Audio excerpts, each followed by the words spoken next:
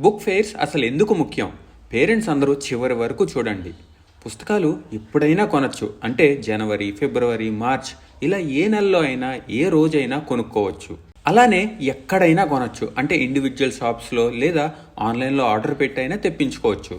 కానీ ఇలాంటి book festivals are different. చెవిలో ఇయర్ ఫోన్స్ పెట్టుకుని పాట ఆస్వాదించిన దానికి, వేల మంది సంగీత ప్రియుల మధ్య ఒక కాన్సర్ట్లో ఎంజాయ్ చేసిన దానికి మధ్య ఉన్న తేడా.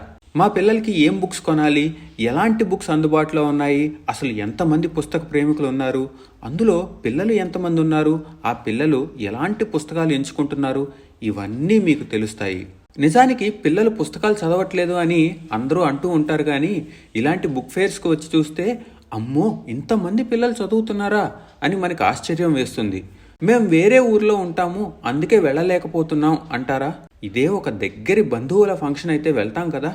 ఇది అంతకంటే ముఖ్యం. మీ పిల్లల ఎదుగుదలకు ఎంతో ఉపయోగపడే విషయం. మీ పిల్లలను మరో ప్రపంచానికి పరిచయం చేసే పని ఇది. మీకో విషయం చెప్పనా? ఈ సంవత్సరం మా పిల్లలు ఇద్దరూ కూడా స్కూల్కి ఒక్కరోజు కూడా సెలవు పెట్టలేదు. అంత సీరియస్గా స్కూల్ను తీసుకుంటాము. అలాంటిది ఈ బుక్ ఫెయిర్ కోసం మొదటిసారి సెలవు పెట్టారు. అంటే ఈ బుక్ ఫెయిర్ ఎక్స్పీరియన్స్ని ఎంత ఇంపార్టెంట్గా భావిస్తాము అన్నది చెప్పడానికి ఇది ఒక ఎగ్జాంపుల్.